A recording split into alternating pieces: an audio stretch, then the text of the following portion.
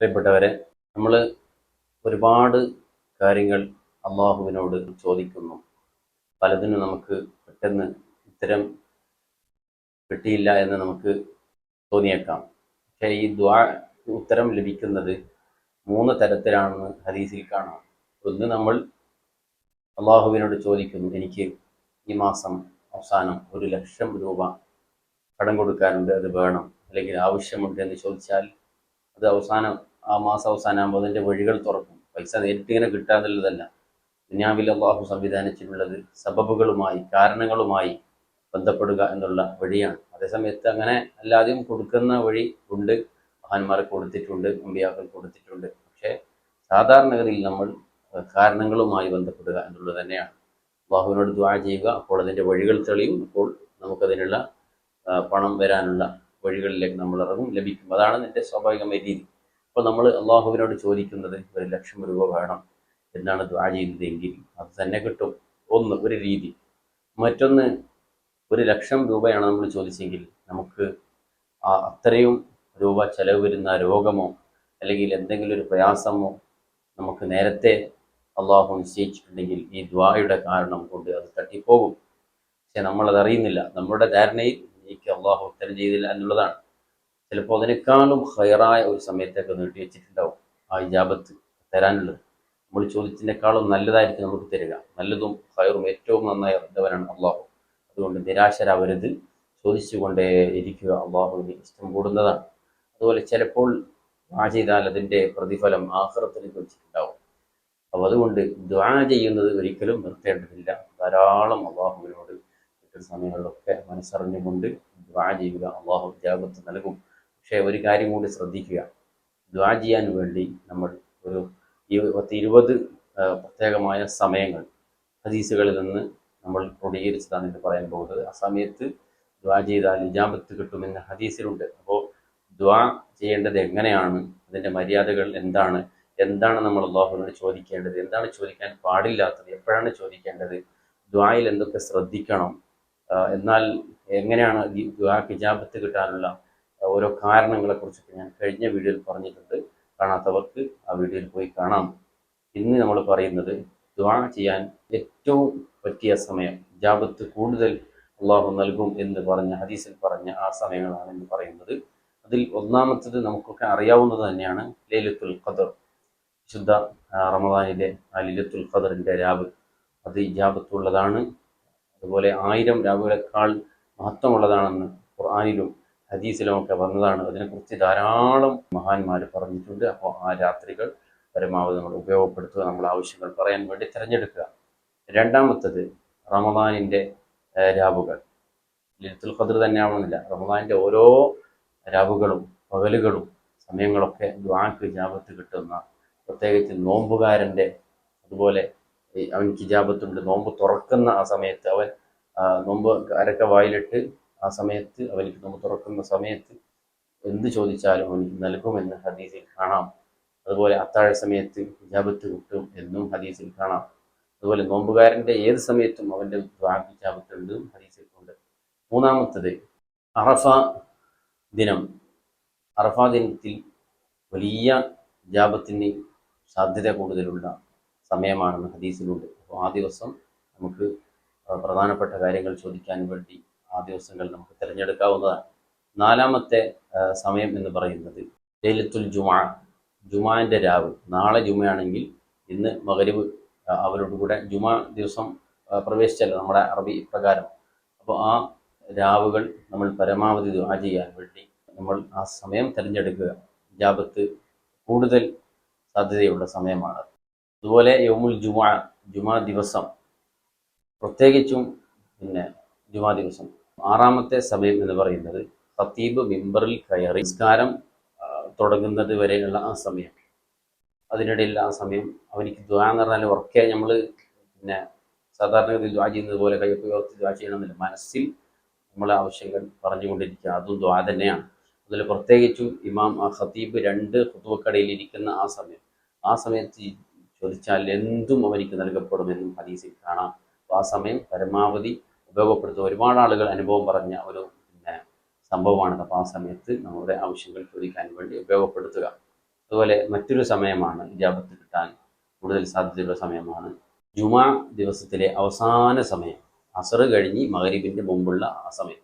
പ്രത്യേകം സിയാറത്ത് ചെയ്യൽ സുന്നത്തായ സമയം, കുടുംബക്കാരെ സന്ദർശിക്കാൻ സുന്നത്തുള്ള സമയം, അതുപോലെ മഹാന്മാരുടെ അർവാഹുകൾ അവരുടെ ഖബറുമായി കൂടുതൽ ബന്ധമുള്ള സമയം എന്നൊക്കെ ഹദീസിൽ കാണാം. ആ സമയത്ത് സിയാറത്ത് ചെയ്യാനും ദുആ ചെയ്യാനും ഏറ്റവും നല്ല സമയമാണ് ജുമാ ദിവസത്തിൻ്റെ അന്ന് അതിൻ്റെ അവസാന അസർ കഴിഞ്ഞ് മഗ്‌രിബിൻ്റെ ഇടയിലുള്ള ആ സമയം. അതുപോലെ മറ്റൊരു സമയമാണ് ജൗഫുൽ ലൈൽ, പാതിരാത്രി. അത് മഹാന്മാരെ കുറിച്ച് വ്യത്യസ്തമായ രീതികൾ പറഞ്ഞിട്ടുണ്ട്. ചില മഹാന്മാർ രാത്രി മുഴുവനും സജീവമായി, പകല് അവർ ക്ഷീണം മാറ്റാൻ ഉറങ്ങുന്ന മഹാന്മാരുണ്ടായിരുന്നു. അതുപോലെ ചില മഹാന്മാർ രാത്രിയിൽ എഴുന്നേൽക്കും, തഹജ്ജുദ് നിസ്കരിക്കും, ഉറങ്ങി എഴുന്നേറ്റ് തഹജ്ജുദ് നിസ്കരിക്കും, പിന്നെ ഉറക്കം വന്നാൽ വീണ്ടും ഉറങ്ങും, വീണ്ടും എഴുന്നേൽക്കും, വീണ്ടും നിസ്കരിക്കും. ഇങ്ങനെ രാത്രികളിൽ 3 ഖിയാമുകൾ, 3 ഉറക്കുകൾ, അങ്ങനെ വ്യത്യസ്തമായ രീതികളൊക്കെ മഹാന്മാർക്കുണ്ടായിരുന്നു. എന്നാൽ നമുക്ക് സാധാരണ ചെയ്യാൻ പറ്റുന്നത് രാത്രിയെ 3 ഭാഗമാക്കി അതിൻ്റെ അവസാനത്തെ ഭാഗം ഒരു 3 മണി ആ സമയത്തൊക്കെ എഴുന്നേൽക്കുക തഹജ്ജുദിന് വേണ്ടി. അതും ഏറ്റവും കൂടുതൽ മഹാന്മാരുടെ ഒരു പതിവായിരുന്നു അള്ളാഹുവിനോട് ചോദിക്കാൻ വേണ്ടി. എല്ലാ ആളുകളും കിടന്നുറങ്ങുന്ന ആ സമയം അള്ളാഹു ധാരാളം ഹദീസുകൾക്ക് പറഞ്ഞിട്ടുള്ള സമയമാണ്. എന്ത് വേണമെങ്കിലും നിങ്ങൾ ചോദിച്ചോളൂ, ആ സമയത്ത് നിങ്ങൾ ഞാൻ തരാം. അപ്പോൾ പരമാവധി ആ സമയത്ത് ചോദിക്കാവുന്നതാണ്. അതുപോലെ മറ്റൊരു സമയമാണ് വഖ്തു സഹർ, അത്താഴ സമയം. അത്താഴ സമയത്ത് ഇജാബത്തുണ്ടെന്ന് ഹദീസിൽ ധാരാളം സ്ഥലങ്ങളിൽ ഉണ്ട്. ആ സമയം ഉപയോഗപ്പെടുത്തുക. അതുപോലെ ഇജാബത്ത് കിട്ടുന്ന മറ്റൊരു സമയമാണ് നിസ്കാരത്തിലേക്ക് വിളിക്കുന്ന ആ സമയം, ബാങ്ക് കൊടുക്കുന്ന സമയത്ത്. വലിയ ഇജാബത്ത് കിട്ടാൻ സാധ്യതയുള്ള സമയമാണ് ബാങ്ക് വിളിക്കുന്ന സമയത്ത്. അപ്പോൾ ആ സമയത്ത് എന്ത് ചെയ്യുക? ദുആ ചെയ്യുക. നിങ്ങളുടെ മനസ്സിൽ നിങ്ങളുടെ ആവശ്യങ്ങൾ ചോദിക്കുക. റഹ്മത്ത് ഇറങ്ങുന്ന സമയമാണ്.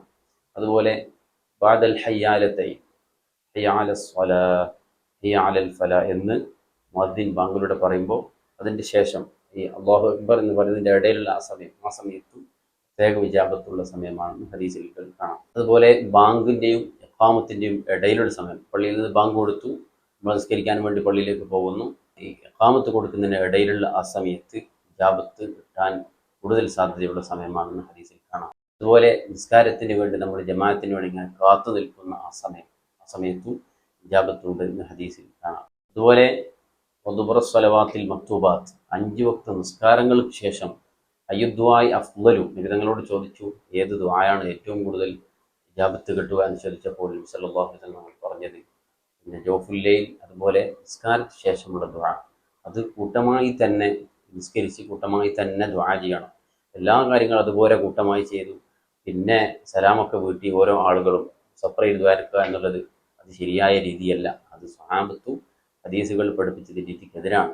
ഇമാം ഒറ്റക്ക് ദ്വാരക്കുക, മാമുങ്ങൾ ഒറ്റക്ക് ദ്വാരക്കുക, ഒരിക്കലും ശരിയല്ല. നിസ്കാരം കൂട്ടമായി നിസ്കരിച്ച് കൂട്ടമായി തന്നെ ഇമാം ദുആ ചെയ്യുക, മറ്റുള്ള ആളുകൾ ആമീൻ പറയുക. അതാണ് സ്വഹാബത്തിൻ്റെയും വിവരങ്ങളുടെയും രീതി. ഇത് തന്നെയാണ് എല്ലാ ഹദീസുകളിലും ഉള്ളത്.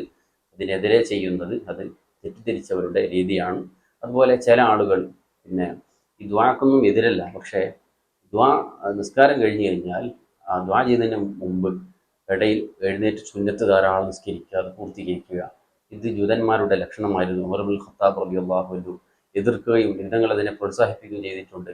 ദ്വാൻ്റെയും നിസ്കാരത്തിൻ്റെ ഇടയിൽ എഴുതി ധാരാളം നിസ്കരിക്കുക, അപ്പോൾ അത് വിരോധിക്കപ്പെട്ട സംഗതിയാണ്. അപ്പോൾ നിസ്കാരം കഴിഞ്ഞാൽ ആ ദ്വാ കഴിഞ്ഞാൽ എഴുന്നേൽക്കാവും.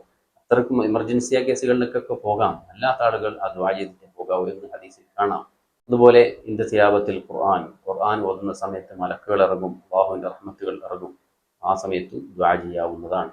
അതുപോലെ ഇമാം വലദ്ദാല്ലീൻ എന്ന് പറയുന്ന ആ സമയത്തും നമ്മൾ ആമീൻ പറയും, മലക്കുകൾ ആമീൻ പറയും. ആ സമയത്തും ഇജാബത്ത് കിട്ടുന്നൊരു സമയമാണ്. നമ്മുടെ മനസ്സിലൊക്കെ കരുതുക വിഷയങ്ങൾ.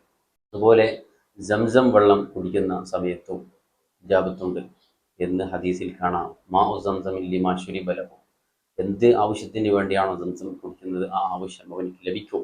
അവൻ്റെ മനസ്സിൽ കരുതുക, അതുതന്നെയാണ് ദുആ എന്ന് പറയുന്നത്. അതുപോലെ ജിത്തിമാഇൽ മുസ്ലിമീന ഫീ മജാലിസി ദിക്ർ, മുസ്ലിമീങ്ങൾ ഒരുമിച്ച് കൂടി ദിക്റുകൾ ചൊല്ലുക, സ്വലാത്തുകൾ ചൊല്ലുക, മദ്ഹുകൾ ചൊല്ലുക, ഒരുമിച്ച് കൂടിക്കൊണ്ടുള്ള പിന്നെ നല്ല കാര്യങ്ങൾ ചെയ്യുന്ന ആ സമയത്തും ദുആക്ക് ഇജാബത്തുണ്ട്. ആ സമയത്ത് മനസ്സറിഞ്ഞ് അല്ലാഹുവിനോട് ചോദിക്കുക, അവൻ ഉത്തരം ചെയ്യും. അതുപോലെ വൈന്ദ തഗ്മീദിൽ മയ്യിത്തിൻ്റെ കണ്ണ് നമ്മളിങ്ങനെ അടച്ചു കൊടുക്കണം. ആ സമയത്ത് നമ്മുടെ മനസ്സിൽ ആവശ്യങ്ങൾ പറഞ്ഞാൽ ഇജാബത്ത് കിട്ടും. അതുപോലെ മയ്യത്തിൻ്റെ അടുത്ത് നമ്മളെ മയ്യത്ത് സംസ്കാരങ്ങളുമായി ബന്ധപ്പെട്ട് പിന്നെ മയ്യത്തിനെ സംസ്കരിക്കുന്നതുമായി ബന്ധപ്പെട്ട് നമ്മൾ ചടങ്ങിൽ പങ്കെടുത്താൽ ആ സമയത്ത് ഓരോ ഘട്ടങ്ങളിലും ദുആക്ക് ഇജാബത്തുള്ള സമയമാണെന്ന് ഹദീസിൽ കാണാം. ആ സമയത്ത് നമ്മുടെ ആവശ്യങ്ങൾ നമുക്ക് മനസ്സിൽ അല്ലാഹുവിനോട് പറയാവുന്നതാണ്, ഇജാബത്ത് കിട്ടും. അതുപോലെ വൈന്ദ നുസൂലിൽ ഗൈസി, മഴ അള്ളാഹുവിൻ്റെ റഹ്മത്താണെന്ന് ഖുർആനിലുണ്ട്. അപ്പോൾ മഴ പെയ്യുന്ന സമയത്തും നമുക്ക് അള്ളാഹുവിനോട് ദുആ ചെയ്യാം, ഇജാബത്ത് കിട്ടും എന്ന് ഹദീസിലുണ്ട്. അതുപോലെ വൈന്ദ സിയാഹിദ്ദീക്ക, കോഴികൾ പൂങ്കോഴികൾ കൂവുന്ന ആ സമയത്ത് അത് മലക്കനെ കണ്ടതുകൊണ്ടാണ്. അപ്പോൾ ആ സമയത്ത് ഇജാബ് ചോദിച്ചാൽ മലക്കുകൾ ആമീൻ പറയും, റഹ്മത്ത് ഇറങ്ങുന്ന സമയമാണ്, ദുആക്ക് ഇജാബത്തുള്ള സമയമാണ് എന്ന് ഹദീസിൽ കാണാം. അതുപോലെ മറ്റൊരു സമയമാണ് സുജൂദ് അള്ളാഹുവിലേക്ക് ഏറ്റവും അടുക്കുന്ന സമയമാണ്. സുജൂദിൽ പറയേണ്ടത് ദിക്ർ തന്നെയാണ്, പക്ഷെ മനസ്സിൽ അവൻ്റെ ആവശ്യങ്ങളൊക്കെ അവനിക്ക് ആ സമയത്ത് കരുതാം. അതും ഏറ്റവും കൂടുതൽ ഇജാബത്തുള്ള സമയമാണെന്ന് ഹദീസിൽ കാണാം. അപ്പോൾ ദുആവിൻ്റെ ആദാബുകൾ, മര്യാദകളൊക്കെ പാലിക്കുക. ഈ സമയങ്ങളും കൂടി പരിഗണിച്ചാൽ നമ്മൾ ചോദിക്കുന്ന കാര്യങ്ങൾ അള്ളാഹു നൽകും. അള്ളാഹു നമ്മുടെ ദുആക്ക് ഇജാബത്തുള്ളവരുടെ